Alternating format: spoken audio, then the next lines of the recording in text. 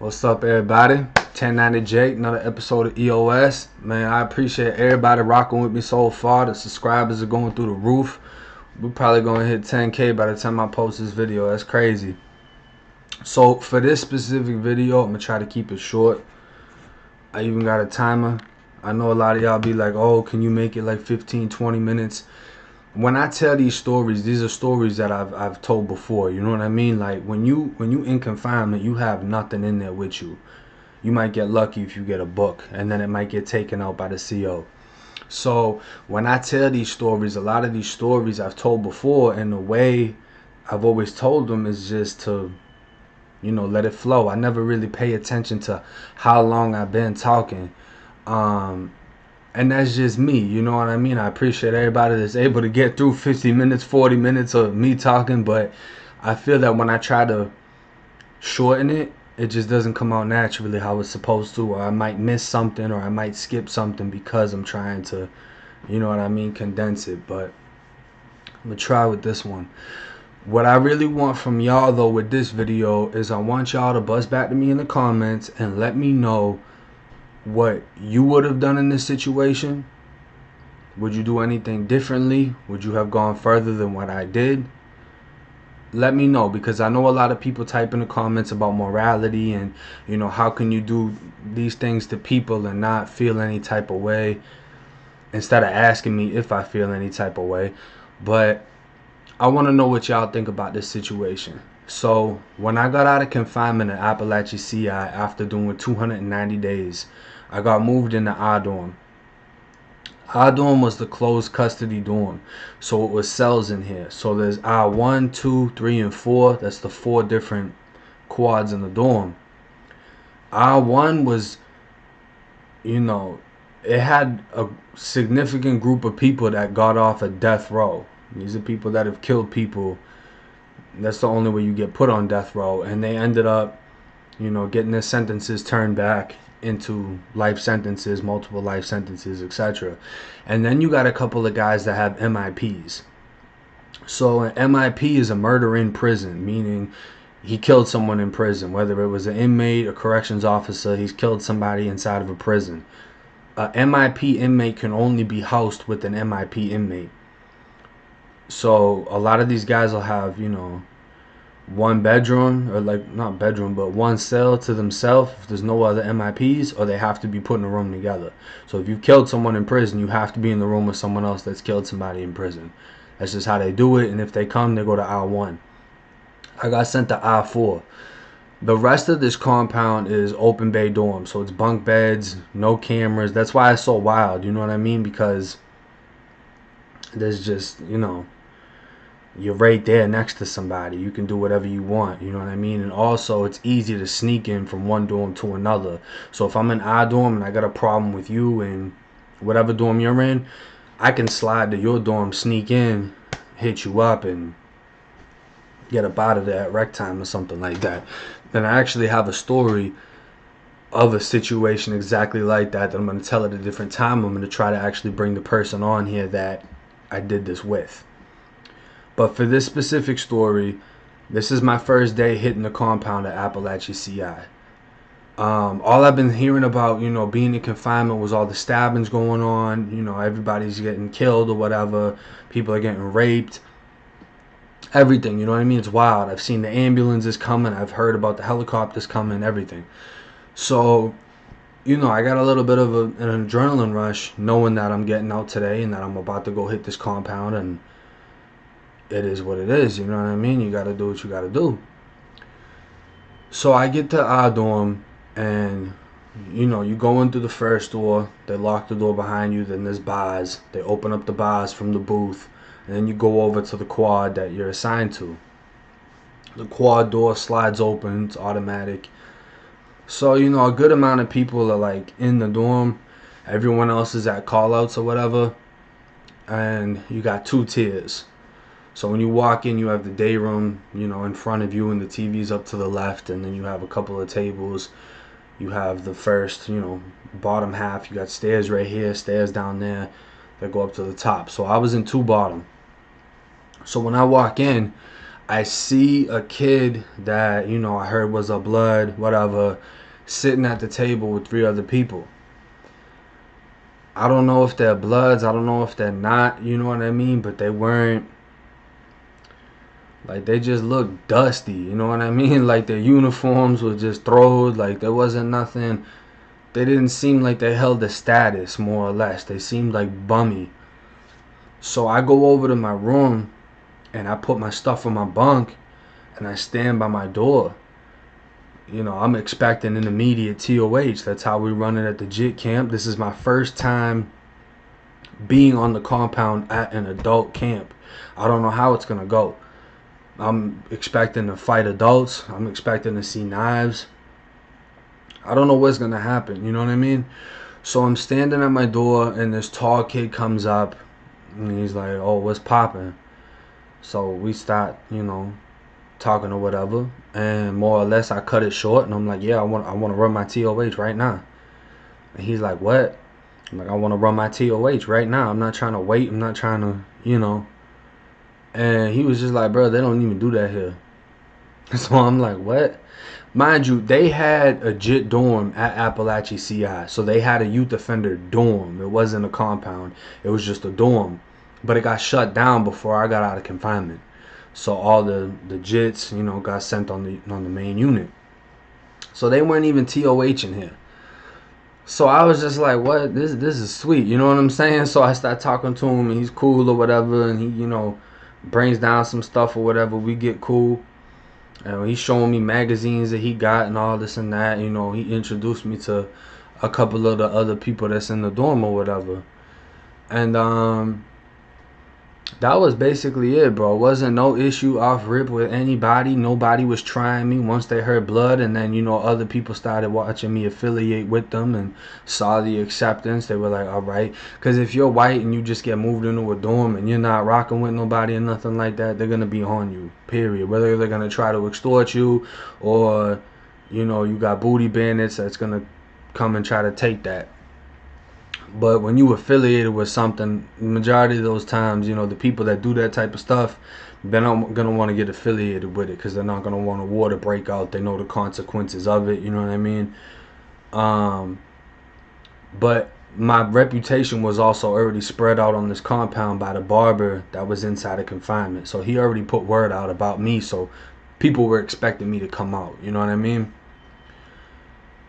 More or less, just to fast forward the story a little bit, what ended up happening is, I'm checking my timer. What ended up happening is one of the so-called bloods, it might have been like a week that I've been in this dorm before he starts, you know, really getting comfortable and talking and this and that. But there was always something about his vibe that I just didn't like. Something about his energy I picked up on, and when I pick that up on somebody, like once I get that vibe, it doesn't go away. You know what I mean? I'm always just gonna have that wall up. And one day when we were at the table, it was me, him, and one other person. He started talking about his case. So he was sentenced to life. He had a life sentence, and I think he was maybe 31 at the time. I was 19 at the time. So, you know, he's telling me he got life, and he starts telling his story. So he's telling me they did a robbery, you know what I mean? And just the way he's sounding, he's into it. Like, yeah, bro, we had this type of gun, and my other boy had this type of gun, and, you know, we blitzed the house. I kicked the door in. We ran in. So I'm listening. I'm like, all right. And it just sounds like some regular, you know, stupid situation where someone ends up getting a life sentence over nothing. This is the part that bothered me, though, to my core. Is, I guess when they did the robbery, I don't even know if it was a robbery at this point. It might have just been a burglary and they had guns on them. I'm not sure how exactly it came about, but more or less they went inside of a bedroom and there was a woman in the bedroom. He ended up getting charged with raping her with the handgun. There was one other person that I was in prison with whose story was similar to this, where the female got raped with a gun and the gun went off. And she didn't die, but the damage is done. You know what I mean? But I wasn't around that guy. But I was around this one.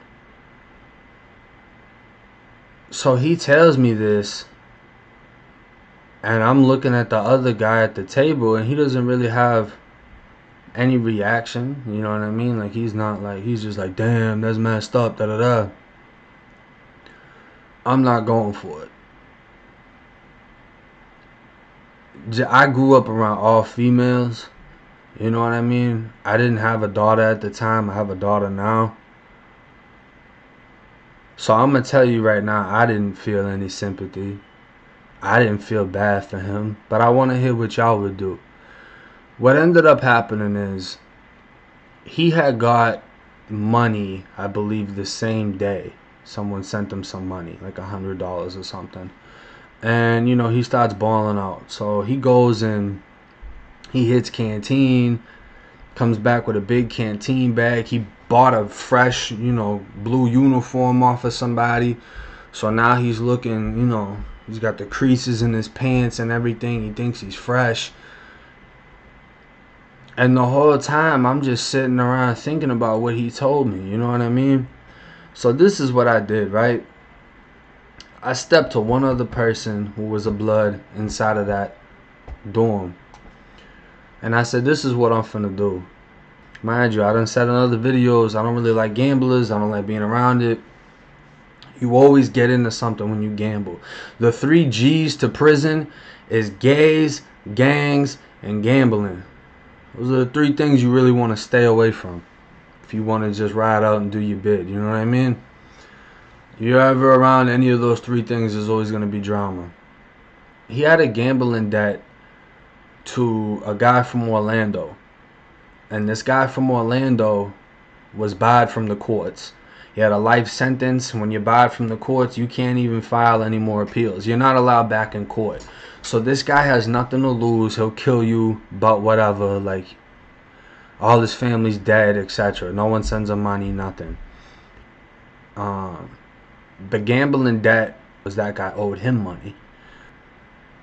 Well, how you gonna have someone owe you money and make us look bad? You know what I mean? The guy from Orlando overheard me saying this while I was in the cell. The guy from Orlando was cool with the other blood that I was cool with. So he stepped to him and he said, hey, I'm about to kill that white boy. So my brother was like, what type of situation is going on? You know, why would you say, like, what is going on for you to say something like that? So he basically overheard me that he needs to go and handle that situation, whether he needs to just confront him and get his money, fight him and get his money, whatever it is. He overheard that. That could have got me killed just for that. And just for that could have got me killed, you know what I mean? But the blood that I was cool with, that knew him, mediated the whole situation. He more or less was like, oh, you know, he's trying to make him stand up for himself, but we more or less trying to figure out if he even will stand up for himself. So I had already talked to the blood about everything. You know what I mean? Everything was already in plan as this happened. So dude from Orlando more or less like fell back. Like, he didn't have an issue, and we were always cool in the dorm too. We smoked and everything after all this happened. We were getting tatted in the same room. He didn't want to fight. He wasn't going to stand up and, you know, go collect his debt. So, you know, I already got it in my mind. You said what you did as far as your charges go. That really was it. I didn't care about the debt. I didn't care about none of that. Just what he told me about what he did to some female. So what I ended up doing is, he was up in his room and I walked into his room and pulled out a knife. I pulled out a big ass knife. You know what I mean? I take the knife out and I just tell him, hey, it's gonna go like this. Go and get a knife from whoever you know that's in here. Go get a lock. Go get whatever you can get and come back. And we're gonna lock down in this room. And whoever walks out, walks out. That's it. But you ain't banging blood. Period. This 33-year-old man, 32, whatever the hell he was, instantly broke down. You know what I mean? Like, what's going? But then when he, saw it was serious, he just broke down, bro. Broke down completely.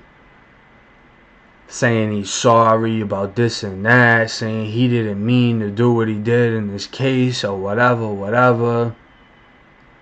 I didn't want to hear none of that. So I know some people are asking me tell an extortion story. I don't really tell those type of stories like that because there's no way to really go about it without sounding like you're glorifying it. So I figured this was the perfect story because in this story there was no sympathy. I didn't feel bad for him not one day. Versus a lot of the other people, it was just like bullying somebody. You're taking something from someone that's weaker than you. And sometimes you wanted to do it because they were in opposite gangs and you make them fold or whatever it is. But really we did it just because we were starving. So this man breaks down. He breaks down. We took everything from him. I took that new uniform he had. It just so happened it fit me. So I got that washed and I had me a new uniform. We took all of his canteen. He didn't get to eat anything. In the morning we're taking his biscuits, his coffee cakes, and the dinners we're taking his chicken, peanut butter, whatever. We're taking everything from him. We're starving him. He's not getting nothing. Took everything up out of his, locker, everything. Everything was mine. Everything was ours. Nothing was his. He folded his flag, not talking about blood no more, nothing. Literally the next day after we did this, we see him hanging around, openly gay people. So it's like if it was that easy to expose you, you were never banging to begin with, you know what I mean? And it showed that he had nothing solid in his heart. Period. The type of person that can just fold their flag like that and then all of a sudden you're gay now and you got a sick charge like that. So what would y'all have done?